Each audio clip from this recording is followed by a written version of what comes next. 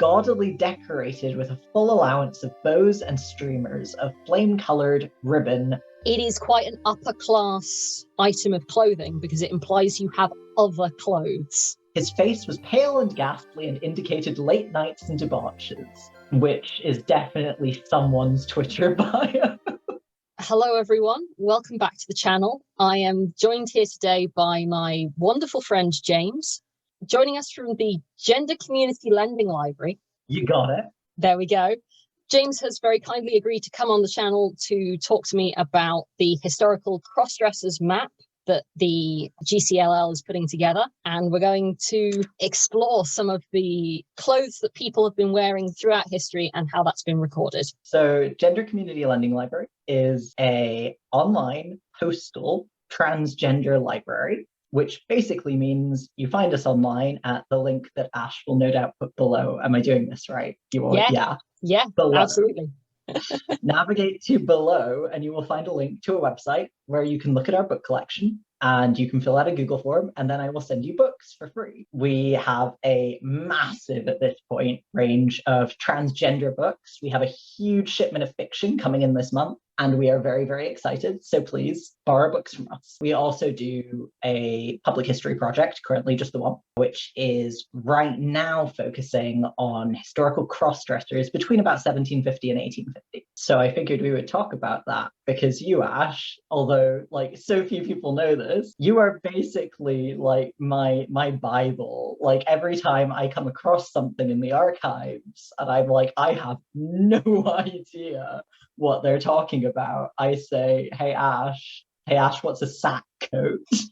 Ash, what's a tippet? And lo and behold, these are things that I sometimes know, or at least know where to look up. So I have brought my prompt card. I have examples of cross-dressers, mostly from the 1840s, who were documented in newspapers. And the newspapers quite frequently were really into discussing what they were wearing. And I thought you might want to go into some detail about that. I feel like your audience might know this, but my audience might not necessarily. Sure. It's the map of historical cross-dressers. Why that terminology? Basically because, as today, there are loads of reasons why you would cross-dress. And the reason it's notable enough to appear in newspapers, which are my primary area of research, if only because I'm stuck in my home during lockdown and I can't go to any little local archives. So the reason that it's notable is because it is cross-gender behavior. It is men acting as women and women acting as men. So it's a basic descriptor of people's behavior without saying this person was queer or this person was trans. You might notice I say that about some figures, and that is not like me with a historian hat on. That is because those stories are very resonant with modern trans people, and these are people who lived for years or decades as their chosen gender, and they picked out a new name and they picked out a new station in life, and they really invested in that new persona and often went to enormous length not to go back to the gender they were assigned. When we talk about cross-dressers, that can be those people who I call proto-trans or just trans. And it can also be people running away from the police or people who go to protests. And this was a big thing, like for about 500 years, is that people would go to protests in drag. Men would dress up as women to go to violent protests against, say, landowners. So I don't think most people realize, but the Luddite had a wing called Lud's Wives, who were essentially a drag troupe. They would go in dressed as women to smash up machinery. There are loads and loads of reasons why you might cross-dress that are nothing to do with queerness. And so I don't want to assign it that label, even though I say that I'm looking at things from a trans lens. So I include things that don't necessarily look trans because I accept that people are not going to the newspapers and saying, you know, I'm a man. I might have been born a woman, but I'm a man. People don't say that. They'll say, I was doing this as a joke. Or they'll say, I was doing it because I had to get away from my husband. They'll say something like that. And that could be true, but we just don't know.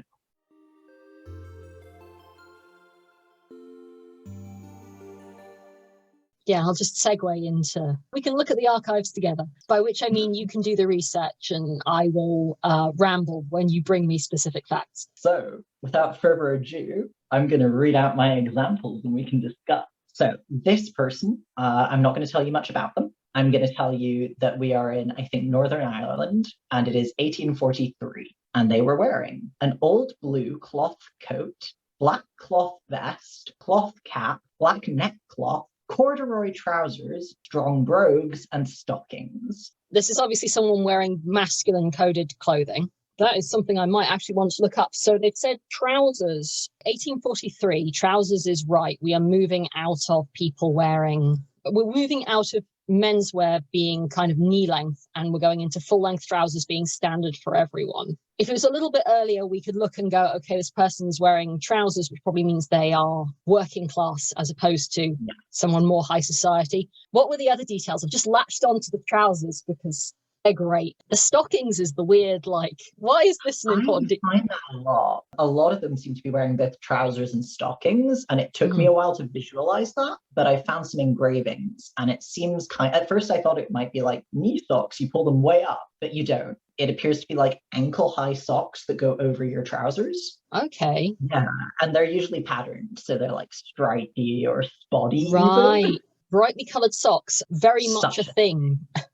We got to do this at LARP. I don't know what LARP, but we have to find a LARP. There are some really spectacular, like, they're much later, but they're women's stockings that are properly thigh high, and they're in sections of black and red stripes and then black and red floral patterns. That's incredible. This is like 1890, spectacular. When they say cloth, they almost certainly mean wool, because that's usually what cloth and wool kind of go hand in hand way into the latter end of the 19th century. In particular, wearing a cloth cap is going to be something that is, again, I'm not imagining it as a particularly wealthy person. This sounds like a working person's dress. I can reveal that this is indeed a farm labourer. You would still be expected to be wearing a hat, and neckcloths and cravats and various kinds of collars for men were very, very important. Even like showing up with your neckwear undone was very casual. You weren't properly dressed unless you were done up around. That's one of the main places for men that you see that. Weirdly, it's one of the places that women's wear can be a lot more flexible, in that at different periods and different times of day, it's more or less appropriate to see more or less of a woman's kind of neck and decolletage. But for men, your collar's done up the whole time. So what I'm hearing is, if I'm like a historical romance hero and I'm, dashing and caught out of sort and like disheveled, then I want my neckcloth undone, my neckties. Yes, undone. Still on, but undone. Still on, but undone. Okay, I've got that. Shall we move on? Yeah, that was a fun warm-up. Okay, this one's longer, so do tell me if you need me to reread. Dressed in a shooting coat, a drab waistcoat reaching a considerable distance below the stomach, drab trousers strapped down to a gentleman's half Wellingtons, a black neckerchief, hair black, long behind, but trimly cut and arranged. And then later in the article it mentions they also owned a black silk hat and a sack overcoat. Gosh. Right? Okay, so let's do those things one at a time. Shooting coat. As far as I know, exactly what it sounds like. So that is a sports coat. It is suitable for wearing in the country. It is quite an upper class item of clothing because it implies you have other clothes. So I can reveal this is in 1849. Okay, yeah. So from my incredible paucity of historical costuming knowledge, I was interested that this drab waistcoat reached a considerable distance below the stomach. Waistcoats get very, very short in the kind of 1820s, 1830s, and then start to move down to like the natural waist. But they do stop at the natural waist. It's either much later or much, much earlier that you see the very long waistcoats. Basically, they're commenting on that, either saying that this doesn't fit someone. So that was my assumption, that it was that this person is small, although they're perceived as a man. This person's wearing something that was made for someone much taller, or they're wearing something that is potentially very old, more than 50 or 60 years old. So that's quite unlikely. Okay. Yeah, I think we can assume then that this is a gender comment. Yeah, this is what I have you for. This is why I need to chat to you. So I'm going to ignore the drab trousers because I don't think that's too interesting. We've covered trousers. What on earth are a gentleman's half Wellingtons? I think that we're looking at like an ankle boot. That was a thing. Men kind of around this period were wearing more sort of like ankle boots were more popular. Before that, it was basically you would have knee-high boots for riding and shooting and being in the country. And then the rest of the time you would wear very low shoes that were very similar to women's shoes. There wasn't a big distinction between them. And it's really kind of in like the 30s, 40s moving onwards that there becomes this real distinction because women's shoes go back to having heels. So this is definitely something we're going to come to again, because I've definitely got the impression from some of this, and I do have a talking point later, that clothing became, I don't want to say more gendered, because obviously it was pretty gendered to begin with. But that there was an increasing gender distinction around the late 30s, early 40s. I would agree. That area of history kind of breaks down into three main blocks. So you get 1800. That is the French Revolution, basically, the first French Revolution. You get the Regency, which is the long Regency goes to like the late 1820s. And then you're moving into early Victorian. Yes. And for kind of each of these stages, people who are presenting themselves as men in particular, there's a huge focus on being more manly than the people who came before you. You get several successions of men's clothing going through some quite dramatic shifts, and each shift is considered to be considerably more manly than what was worn before. Interestingly, on the women's side of things, a whole different thing is going on. I think we'll get to that, because I did have a question I've asked you before that we can do on camera. What you do see, particularly around kind of the transition into the 1800s, 1810s, is people writing about the fact that they find it difficult to distinguish between men and women with some of the fashions that are being adopted. Constant letters to the editor, like, what are these kids doing? They're all androgynous. Yes. Yeah. It's something that kind of comes in cycles throughout history of people going, basically, I can't tell the difference between men and women anymore because they're all dressing so similarly. This is one of the periods where you are seeing that kind of reaction to, you're moving into a period where people are making a concerted effort to have very masculine clothing and have very feminine clothing. And I just want to say, for people who haven't encountered the project before, because I've talked about this in great detail on our blog, which is also down below. This was a period of increased gender policing. For example, if you were a crossdresser of some variety and you were caught and brought to trial in the 1820s, which there were no laws against cross-dressing, but they would probably call you a public nuisance. It's very likely that a magistrate might say something like, don't do it again. You're a huge nuisance. This is a hassle. It's disgusting. Don't do it again. But we're not even going to fine you. And then you get to the 1840s, and instead you get, well, maybe we'll transport you to Australia for 10 years. Suddenly you have this level of gender policing, and I think it's kind of reflected in the output. I'm assuming that the majority of these people who are ending up in newspapers because they've had a run-in with the law in some capacity. Yeah.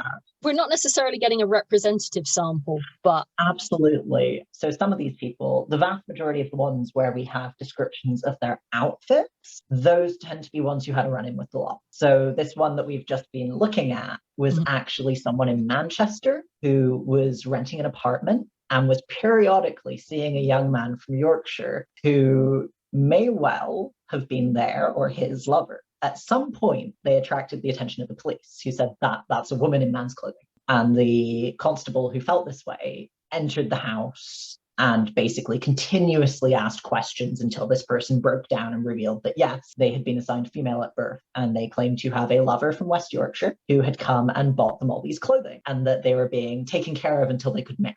And the story didn't quite add up, but I do think there must be some level of truth to the idea that their lover was looking after them, because I think they claimed to be maybe the child of farmers or something like that. They were working class, and this clothing all seems quite elaborate.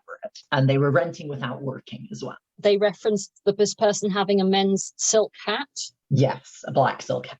That is a high status garment. That is not something that would be accessible for anyone below like middle class. Sure. Probably. That is a valuable piece of kit. Well, speaking of, I have an upper class example for you.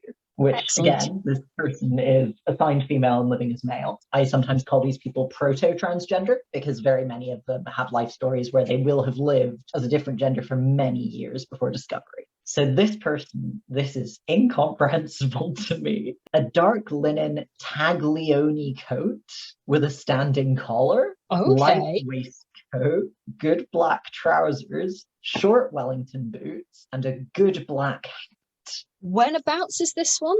1843. You get this a lot in costume history where they Right. give a name to a fashion, and we're often kind of a bit vague on what that exactly means, and it's not always used consistently. So Right. with enough time and effort and like fashion plates, I could probably figure out more or less what we think that coat would have looked like. It sounds like the kind of thing that this will have been a style that was vaguely fashionable at the time, but was also not entirely typical. So a standing collar is exactly that. It will be standing up around Right. the neck, which is not normally what you would see on coats of this era. They've got something more similar to modern suit lapels. But it's interesting they've said it. So it is a coat in this style that is presumably unusual and considered to be vaguely foreign in some fashion because it's got an Italian name. That is an excellent guess, actually, because I can tell you the story behind this person is really interesting. Hello friends, Editing Ash here. My interest was piqued by this Taglioni coat, so I did a little bit more digging. With mixed results,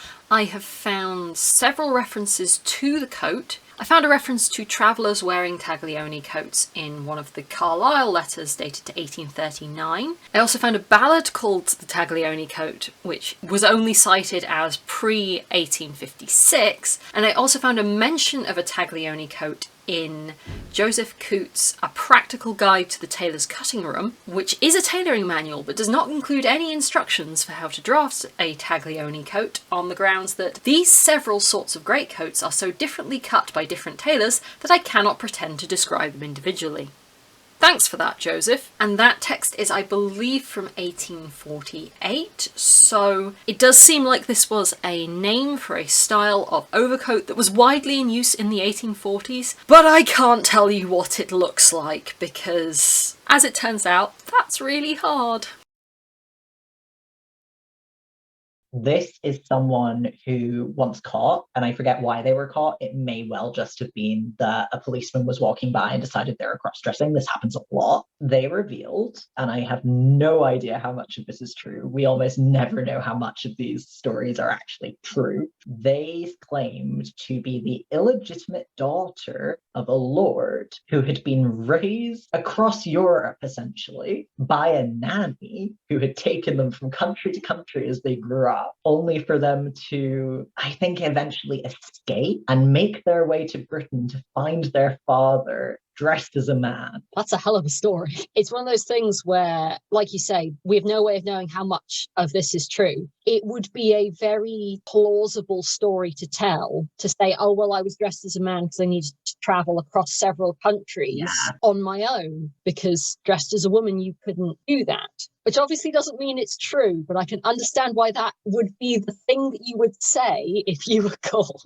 Yeah, again, this happens an awful lot. So people will say, I only dressed as a man because I needed to travel, because I needed to go to sea, to find my lover, what have you. And sometimes we can't tell. It could be true. It could well be true, or it could be a lie. At other times, it is so blatant a lie that the newspapers themselves say, this doesn't quite add up. Now, going to swap, and we're going to look at people assigned male. And this one was actually harder for me because there are fewer descriptions of outfits. Basically, Victorian newspapers and earlier were entirely fixated on the clothing of people assigned female who dressed as men. So many of those cases have a description of the clothing, even if it's brief, and also a description of whether the person was attractive, whether they passed as male, or whether they looked very feminine. There's a real fixation on appearance. And then when you go in the other direction and you're looking at people who are regarded as men by society but were dressed as women, there is much less interest in what they were wearing. So these ones are a little scattered. I have one from much earlier that I thought was intriguing, though I'm not sure we can maybe work out quite what's going on here. This is an account of someone who scandalously went to church dressed as a woman, and it is from 1773. They wore a suit of light brown silk, as Quaker ladies wear, with a large muff which covered both his arms up to the elbows, and with a fur tippet reaching down to the waistband of his breeches. His hair was built in the form of a tower, such as Sybil wore. His face was pale and ghastly and indicated late nights and debauches, which is definitely someone's Twitter bio. I wanted like calligraphied on something to put on the wall. Yeah, I feel like you need that tattooed. Let's start. We've got a suit of linen, like Light Quaker brown lady. silk. Light brown silk. Nice. Yeah. Okay. I mean, very fashionable for the era. All the way through the 18th century, silk is the fabric of choice for basically everyone. It's the point at which silk becomes vaguely affordable. The reference to like Quaker women is kind of interesting. At various points in history, Quakers wear more or less the same as everyone else, and this possibly indicates this is one of the periods where it was less the same as everyone else. Right. So what's going on with fur tippets, muffs and fur tippets?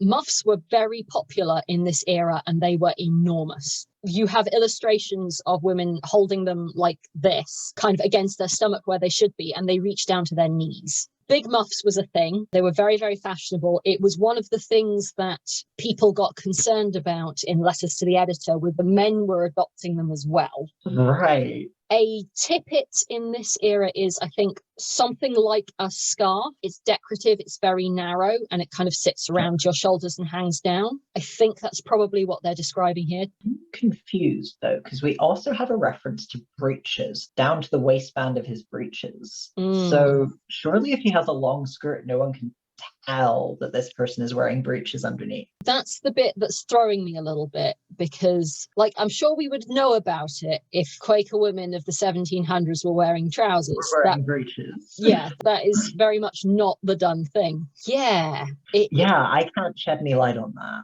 There's not even really so in some eras you get women wearing kind of men's breeches or men's underwear as underwear. That is a thing through a lot of the periods where people are like, women didn't wear any underwear at all. Actually, quite a lot of the time we have at least some evidence they were wearing equivalents of male underwear sometimes. The 18th century really doesn't have that.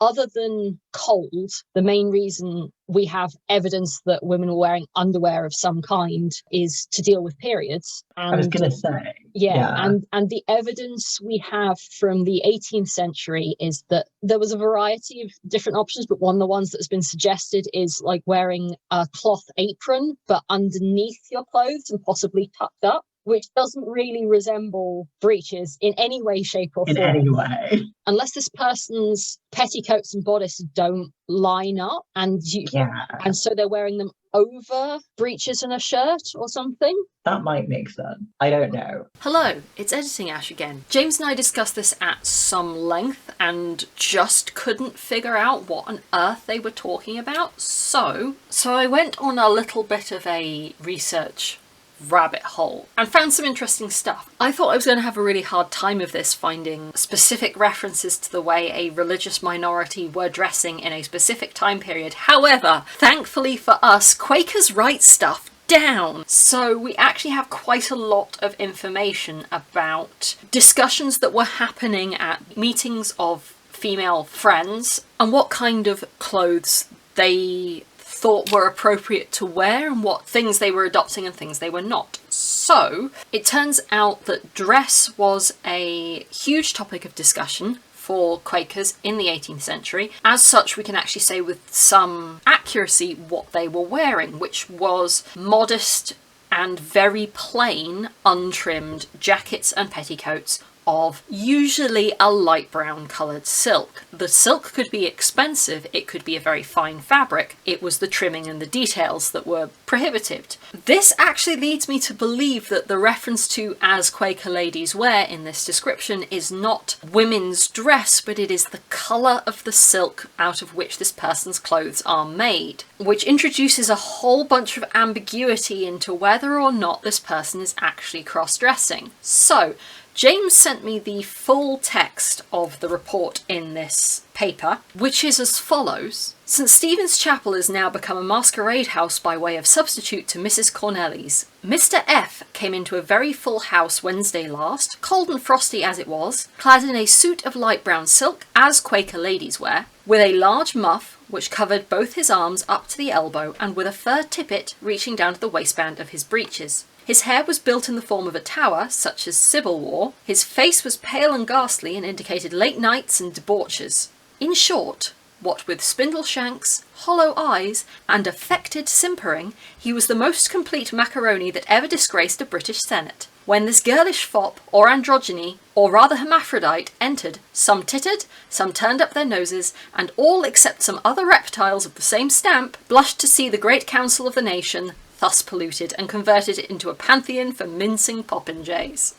Comment down below if you too are a reptile of the same stamp. But based on that description, we are no longer confident whether this person is strictly cross-dressing, but certainly we can say that they were perceived as dressing in a feminine way, and that there's some gender policing at work here. Moving on from the mystery of the breeches, I have one last detail about this I'd like to query, which is his hair was built in the form of a tower such as Sybil wore. So we are in the era of big hair. 1770s actually is when you imagine the very big 18th century hair, the 1770s is what you're thinking of. I'm not 100% on what the Sybil reference is. It could be a reference to a very notable person in society, because this is also where celebrity culture and fashion kicks off. So you really do see very wealthy elite influencers adopting new fashions and then having that trickle down, because people can report on what they're wearing much more easily. So I'm sure with a bit of digging we could figure out which Sybil they mean. I had a thought that it might actually, and I don't know if this is just much later, but this does come up later in the 1800s, is that when people are referencing styles of clothing, they often reference famous actors and actresses on the London stage. So I wondered if it was maybe a character in a play rather than an actual person. Additionally, now I've got it in writing, I was able to do some more research into Sybil, which as it turns out is not Sybil, it's Cybele. As far as I can tell, she is a goddess from antiquity who is literally depicted with a tower on her head. Big hair of the 1770s was still a thing, and kind of a very feminine coded thing, so it doesn't hugely change what we're talking about. It's just that that specific reference, as it turns out, is a classical one, because apparently newspapers of the 1700s were incredibly pretentious. Back to the conversation. I have a couple more proto-trans-feminine examples for you. One is working class and one is middle class. The working class ones are bizarrely the hardest, because the working class ones, this was the only description I had, and it's not the full outfit. People just didn't seem that interested in working class women's wear. So a Tuscan straw bonnet, gaudily decorated with a full allowance of bows and streamers of flame-coloured ribbon and a black lace veil. When is this one from? 1841. 1840. Oh, blimey. Okay, so... Oh, one more detail. We are in Dublin, and I know that fashions might be different there. I was going to say the 1830s and 1840s were big into their bonnets. So much so that actually from 1850 onwards, they start moving out of fashion. And by the time you get kind of 20 years down the line, you're very much into women wearing hats rather than bonnets. These bonnets were big, and also conveniently, they were very kind of forwards. Women's dress used veils a lot. This is a good question. This is a kind of a big deal in terms of studying cross-dressing in the period, because a lot of the people who now, if you just hear the bare details, you'd say, surely that person was trans. What they were actually doing, based on the sheer number of them, is, as far as I can tell, there was a tendency for male criminals to wear veils and bonnets and dress as women in order to escape the police. Women in the era would wear veils for all kinds of reasons. Everything from it keeps the sun off your face. Women would wear veils while riding because it stops bugs and dust from getting in your eyes. This is less likely given the description of the other things on the bonnet. Women would also wear veils in mourning, which was a big deal in the Victorian era. Someone wearing a full covering black veil was basically walking around with a sign going, "Don't talk to me, I'm in mourning." So I can completely understand why this was something that was easy to exploit, especially since like veils that we think of brides' veils as very sheer and very see-through. Yes. Kind of the mid-Victorian veils could be made out of wool, so they could be really quite substantial. That's really heavy. Yeah. There's quite a few references of women who were in mourning because that was the main reason that you'd wear a veil the whole time you were outdoors, complaining about how stifling it was and how difficult it was to get around, but it was the done thing. So veil is a great choice if you're hiding your head, as is the bonnet because it shields a lot of your face. They were very far forward. But equally, because it was what everyone could see, you dress it up as much as you could. And I love that it's got these flame-coloured ribbons. I have one last example before I move on to like my general talking point, which is, again, about bonnets, actually. He wore a black velvet bonnet, veil, and crimson shawl, the falsity of a handsome display of black ringlets being well concealed by a semi-cap. Is this the 1840s again? Yeah. The fashion was for ringlets in hair. You would have it kind of centre parted and down, and you'd have some ringlets at the front. Obviously, not everyone's hair curls very easily. Yeah. Fake ringlets that you kind of pinned in Easy were to a acquire, thing. huh? Yeah, they were something you wouldn't admit to, but they were absolutely something that people had, and this wasn't unusual. What else do we have? Black velvet bonnet, very fashionable.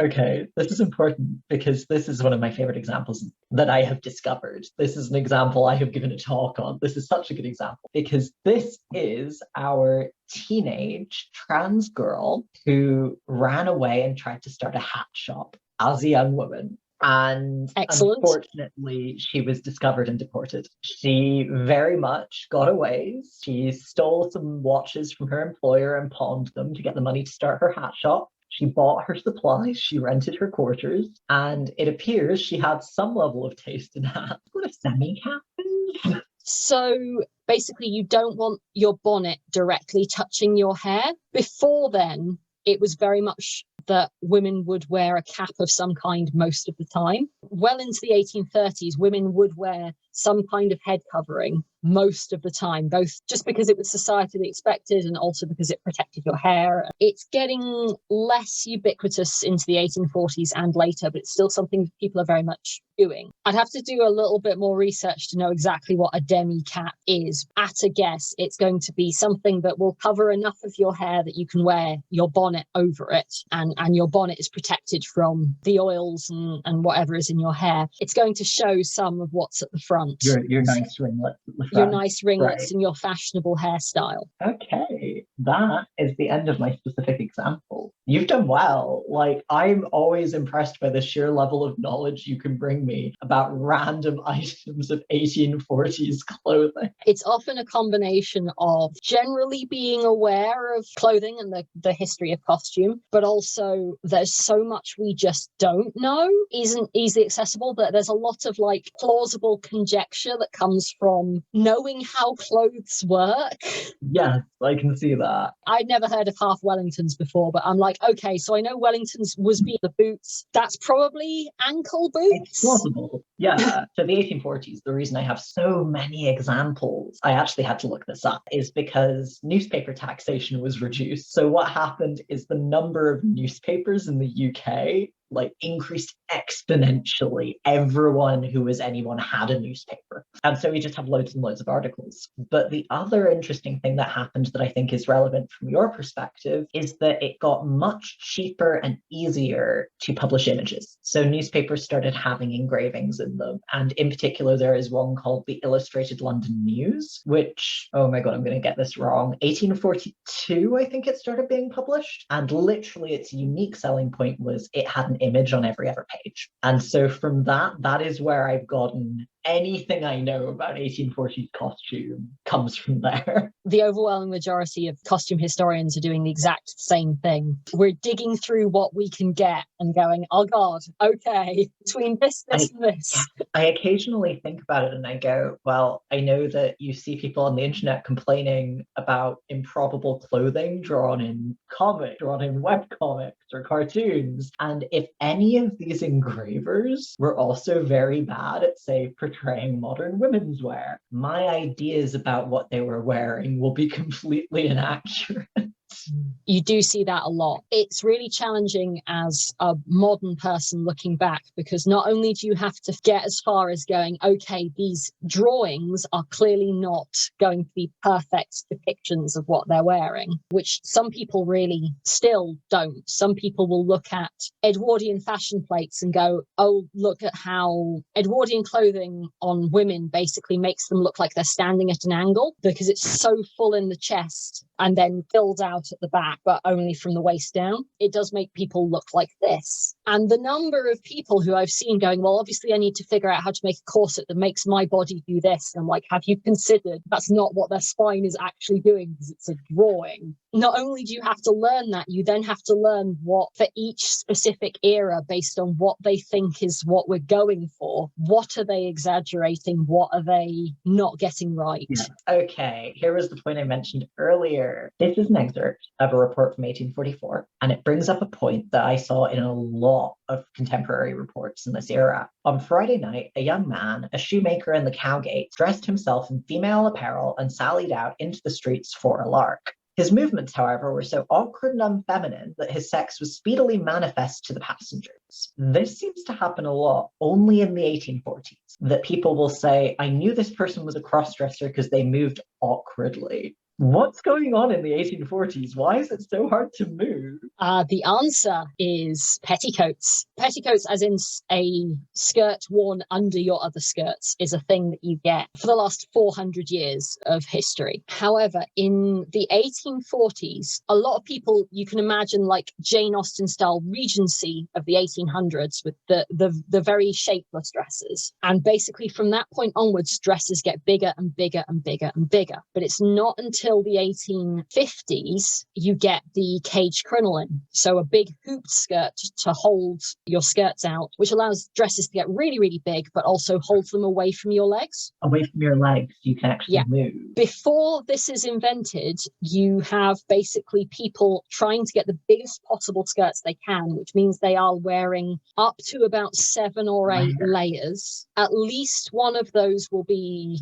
probably what's called a corded petticoat, so it has rows of rope or twine sewn into it to stiffen it. You may also have a non-cage crinoline. Crin is a braid woven out of horsehair, so it's very, very stiff, and they would put layers of that into a petticoat to make your skirt stick out. And also in the 1840s, you get padded petticoats, which are basically duvets. They are literally stuffed with down. Right. So what I'm getting is no one could move. Women could not move. There was an art to it. When you start moving into the cage crinoline, the big hoop skirts, there's an art to moving in that, because if you move too aggressively in a cage crinoline, because it's so light, it will swing around and fly up and show off your legs and get caught on things. Particularly of that era, kind of the 1840s, the 1850s, there's an amount of learning that goes into how you move in those clothes that you don't necessarily get in quite the same way in other styles. So if you're suddenly wearing those clothes that you've never worn before, then you're visibly awkward in the way you move. More so than someone who's wearing them every day. My final thing that I was like, I have to discuss this with Ash, is the slightly transier thing, actually. Let's bring this back to cross-dressing. Let's bring this back to trans history, which is that I spent all my time while doing this project kind of trying to work out what people were doing to transition physically in many ways. So what people were doing to try and make themselves look more like a person of a different sex, what people were doing to try and change the shape of their bodies, because they didn't have medical interventions, they didn't know about hormones, they didn't have any of the stuff we have now. Occasionally you do come across references. Besides the veils, includes fake beards, which occasionally come up, growing out or cutting your hair. This is kind of a bigger deal, I think, than we think of it as being now. because this is really referenced a lot in the court records, is, oh my gosh, this man has long hair, he's grown it out. It's a big deal. And similarly, piercing your ear to appear female. There is a very, very famous historical trans woman called Lavinia Edwards, who was discovered on her death when she was 25, and she had been an actress. And the thing that really threw the British public at the time is that she had pierced ears. So they felt that this was a male person, that this was a man who had grown out his hair and pierced his ears. And that gender incongruence they could not understand. We have veils, we have fake beards, we have ear piercings, we have wigs, which we covered. And then we have the stuff that's slightly more recognizable, which is a record of someone called James Allen, who died in the 1830s and was, again, very, very famous at the time. He bound his chest with linen bandages, and he told his wife that he was doing it to keep warm while he labored. And similarly, we have someone who stuffed cotton wool down their dress to appear female. I guess that does raise a question, which is, what is cotton wool in the 1800s that you can stuff it down a dress? Bizarrely, not a million miles away from what cotton wool is today, in that it would be unprocessed cotton fluff. Hilariously, from the kind of appearing female end, there's way more of this because cis women were doing it too. Right. And in a big way, it gets more pronounced the later through the Victorian period you get. There was kind of an understanding that as a woman, your body might not match what the ideal proportions were, and you could just give it a bit of help. So Victorian stuffed bras. So Victorian stuffed bras, Victorian hip pads. Wow, okay. A lot of this stuff happened. And like I said, it was less prevalent earlier in the period. As you're getting into like the 1890s, it's all fake. Basically, because you're getting into mass-produced off-the-rack corsets and a very exaggerated silhouette. It's more kind of like, okay, I get the corset that fits my waist, and then I pad my hips and I pad my bust until I fit. And then you get your clothes made to fit over that. It's almost kind of, there's so many like purpose-built pads for feminine bodies that we still have like surviving examples of, that it's kind of adorable that someone's like just stuffing cotton wool into their dress. No, that makes a lot of sense. Even in the period, we had better ways of doing this, but you might not know about them. Yeah, of course. That's really interesting to me, that that's almost not an abnormal thing. That's not like a deviant thing. That is a thing people were doing anyway. Yeah, it's a thing people were doing anyway, and it's a thing that it gets increasingly prevalent, and it also gets increasingly tolerated the later on the period. So earlier in the Victorian period, it's a bit more like subtle allusions to the fact that you can pad your dresses, which is in of itself a big change from like the 1780s, 1790s. Towards the end of the 18th century, you've got people wearing what are called literally bums to pad out the back of their dresses. So you would have a bum shop. You know, there's a brief fashion, actually, I'm not confident about that. There's a brief fashion in the Regency for wearing a belly pad to appear kind of like slightly pregnant. Okay. It's very short-lived. That was a very openly talked about and openly mocked in satirical cartoons thing. And then it kind of flies under the radar again for another 30 or 40 years before you then start seeing like really blatant adverts for you should buy a bust improver. Okay, this is really interesting to me, because I think that's something that comes up now when we talk about transgender medical intervention, is that we say these things weren't invented for us, they were invented for cis people. This cosmetic surgery, it was invented for cis people. These hormones were first used in cis people. And so it's really interesting to me that when you come up against these, I don't want to say more primitive, but these much simpler ways of changing your physicality, the way you appear, they are also not things that were innovated. They're not things that these trans people had to make up on their own. They're things that were already there in their society that they could pick up on. The one that there is less evidence for is binding your breasts. That's binding, yeah. It is one of those things that we don't have a clear history timeline. You have this happening at many different points in history across many different cultures, like even just across Europe. It pops up in different places over like 2,000 years. Again, for cis women as well, to deal with the fact that they might have too much going on, or they might need to do heavy labor, and they're not in a fashion style that support heavy structured garments at that point. You get women binding their breasts semi-regularly. So I think this is one of those things that like people do just figure out periodically and go, actually, That's an easy way of That's dealing with that useful. problem. That's easy. Yeah. It's one of those things in fashion history that you see coming up again and again, but you can't join the dots to go, these things are obviously connected. This is directly how this happened. Yeah. It just seems to be one of those things that periodically people go, oh yeah, that would work. A PSA, don't do this at home, kids. No. Buy a binder. Don't use bandages. It's very bad for you.